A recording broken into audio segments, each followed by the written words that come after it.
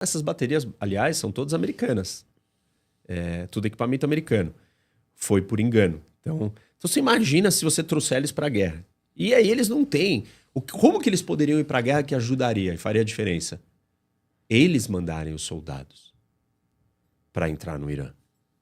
Só que eles não têm essa população. Eles não têm esses soldados treinados. Eles não querem mandar soldados para Gaza para lidar com o Hamas, porque eles têm medo do que vai acontecer. Eles não vão enfrentar a guarda revolucionária dentro do Irã.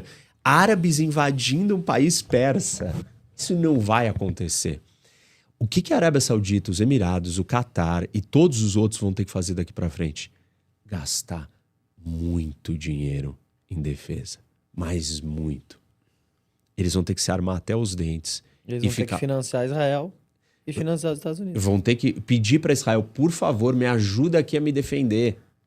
Então, assim, você tem as forças ali no Oriente Médio vão se redesenhar se... Estamos tudo aqui no campo hipotético desenhando um cenário, que é o regime iraniano não cai e descobriu que ele tem uma verdadeira bomba atômica, que é fechar o Estreito de Hormuz. E os Estados Unidos não conseguem reabrir o Estreito. Esse é o erro dessa operação. Como que os Estados Unidos não estão preparados para reabrir o Estreito? E todo mundo sempre achou, se o Irã fizer isso, aquilo que você falou, não é cruzar uma linha, não é um movimento suicida, todo mundo sempre achou que ele fazer isso era um movimento suicida. E ele fez e não aconteceu nada. Por enquanto. Os Estados Unidos tinham que ter partido para um outro nível de operação quando ele fez isso. Outra gravidade. Vai ter que mandar mais 20 navios para lá. Vai ter que se preparar para uma outra coisa. Não pode fechar o Estreito, não pode ficar tanto tempo fechado. Tá tempo demais. Cada dia que fica e que o Irã fecha com um botezinho, porque o Irã não tem mais marinha. Acabou a marinha iraniana. O Irã tá fechando com um botinho. Eles atacam, eles jogam drone em cima dos navios, né? Isso, mas esse ataque contra os petroleiros na costa do Iraque não era nem cruzando o Estreito. Foram botes, lanchinhas rápidas, pequenininhas, que os caras foram e lançaram e explodiram o navio. É que um navio cheio de petróleo é um negócio meio fácil de explodir, né? Não é tão fácil de explodir, mas óbvio, né? Você tá a guerra, o cara te atacando, vai explodir. Mas o ponto é, os Estados Unidos precisam de uma outra presença. Pô, não é só o Irã que faz costa com o Golfo. Cadê a marinha saudita? Não existe. Cadê a marinha dos Emirados? Não existe, meu. O que vocês estão fazendo? Só construindo prédios maravilhosos, mas vocês não conseguem se defender?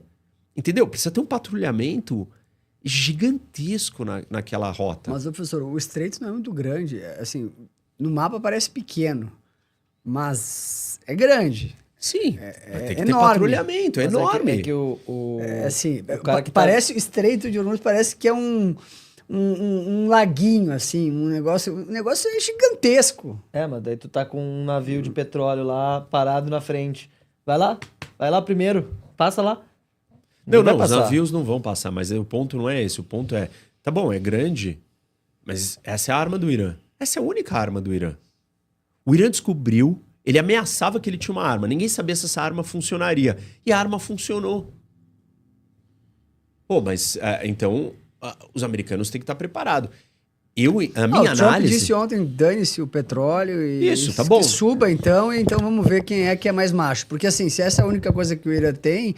Esse Trump também, ele é um cara de all-in, né? Ele vai para all-in. Eu não diria isso. Quando veio o tarifaço e os mercados começaram a despencar e os títulos da dívida americana começaram a despencar, não só os mercados financeiros, foi a hora que o Trump saiu. Opa, tarifaço congelado por 90 dias, vamos negociar com cada país em isolado. Por quê? Scott Bessent, diz os bastidores, Scott Bessent entrou numa sala com o Trump e falou, só saio daqui quando eu fizer ele recuar, porque o dólar está correndo risco. Jamie Dimon, CEO do JP Morgan, ligou para o Trump e falou, se você continuar, acabou o dólar. Então, aí o Trump recuou. Qual outro único exemplo que a gente tem de recuo do Trump? A história da Groenlândia no começo do ano. Foi uma loucura. Davos. Quando ele começou a falar aquilo, analista do Deutsche Bank veio a público e falou assim, está na hora da Europa repensar se deve financiar a dívida americana. Os europeus têm 12 tri em ativos americanos entre dívida e equity. E, claro, para a Europa falar que não vai poder mais, esse investimento